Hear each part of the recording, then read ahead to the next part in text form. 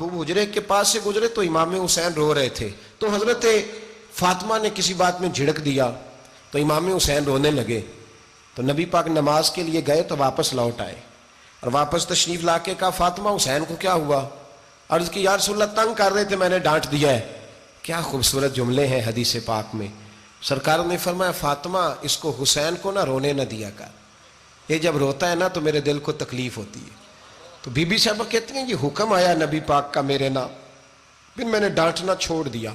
ये उनके फजाइल थे कम, उनकी तरबियत खुद नबी पाक ने फरमाई, खुद ड्यूटी। मैं किसी मंतक का अब तो अल्लाह ताला माफ करे, पहले हम लोगों को कहते थे फलानी मजलिस में ना जाना फलानी, अब तो मुसीबत बन गई है, जाने की जरूरत नहीं, हर शय मोबाइल में आ गई। मुझे भेजते हैं, कहते हैं हजरत साहब ये जरा सुनना, ये जरा सुनना। कल कराची से कुछ मेहमान आ गए तो अब बच्चों ने वो क्लिप संभाल के, ये मौलवी देखो क्या कहता है। अब आयतें पढ़ी जा रही हैं कुरान पाक की, इतना टुकड़ा यहां से लेते हैं, इतना टुकड़ा यहां से लेते हैं और मिला के पता नहीं कौन सा मिक्सचर बना रहे हैं।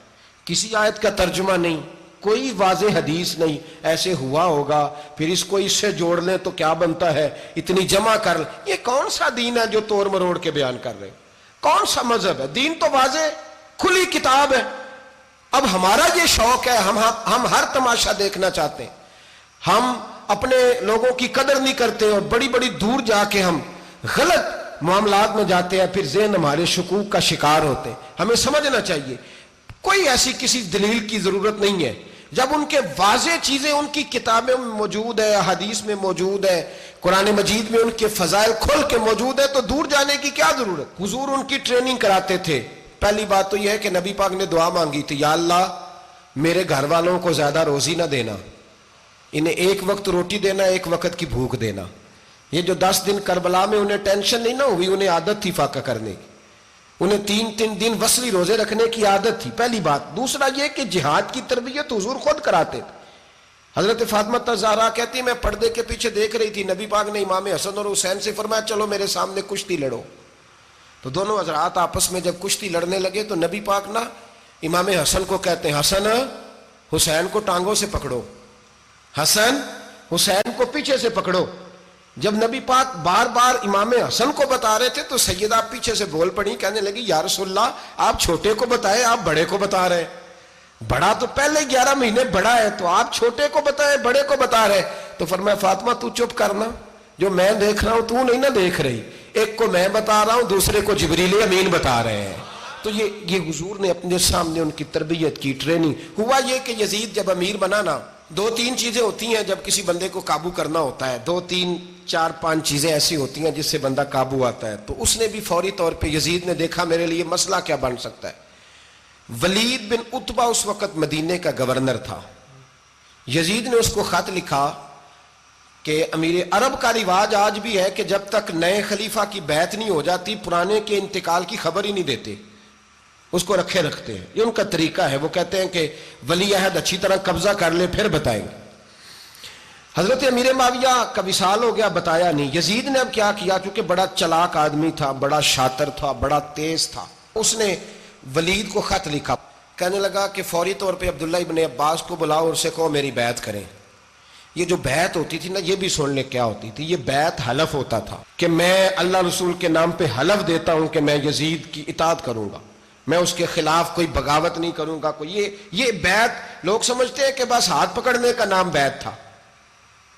उस बैत का मुतबादल जमहूरी मुल्कों के अंदर वोट आया है, तो कहा बैत करें। हजरत अब्दुल्ला इब्न अब्बास को भी बुलाओ, अब्दुल्ला बिन जुबैर को भी बुलाओ, इमाम हुसैन को भी बुलाओ। इमाम हुसैन आधी रात के वक्त बैठे थे मस्जिद नबी में, चूंकि 5 नमाजों की आप इमामत करते। इमाम हुसैन नमाज पढ़ा के शाह की बैठे थे जनाब अब्दुल्ला बिन जुबैर। अब्दुल्ला बिन जुबैर कौन थे? ये नबी पाक सल्लल्लाहु अलैहि वसल्लम की पुप्पी पोते थे और जनाब सिद्दीक अकबर के नवासे थे हजरत अब्दुल्ला बिन जुबैर। और जनाब जुबैर बिन अवाम अशरा मुबशरा से अभी हैं, उनके बेटे थे, बहुत जीरक आदमी थे। ये भी इमाम हुसैन के पास बैठे थे।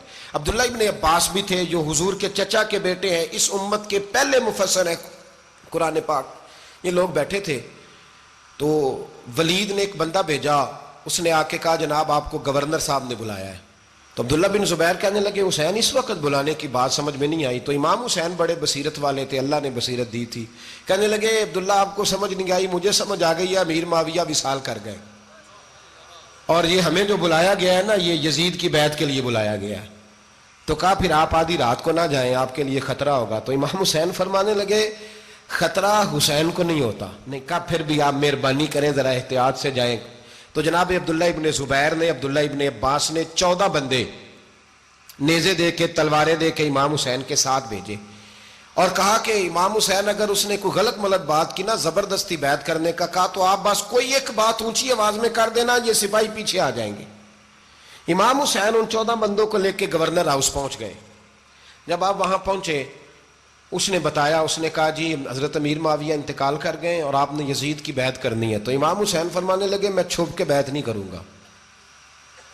مجمع لگاؤ، جمعے والے دن اعلان کرو، جو طریقہ ہے حضرت ابوبکر صدیق کا، جو طریقہ ہے حضرت عمر فاروق کا، جو انداز حضرت عثمان غنی کا ہے، جو مولا علی کا ہے، سر عام اعلان کرو.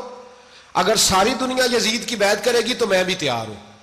تم مجھ سے بیعت لے کے پھر لوگوں کو بتانا چاہتے ہو کہ حسین بیعت ہو کر رہے ہیں تو تم کیوں نہیں کر رہے؟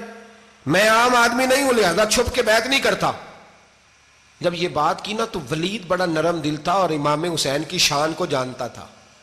وہ جانتا تھا یہ نبی پاک کا خاندان ہے. اس نے کہا جی مجھے تو حکم تھا، باقی آپ حضور کے نواز ہیں، میں کر کچھ. وہاں ایک بڑا بدبخت شخص بیٹھا تھا، عبد الملک بن مروان. وہ ولید سے کہنے لگا کہ اگر حسین آج تمہارے ہاتھ سے نکل گئے تو تمہارے لیے بہت بڑا مسئلہ کھڑا ہو جائے. انہیں جانے نہ دینا، یا بیعت کراؤ یا ان سے کہو جنگ کے لیے تیار ہو.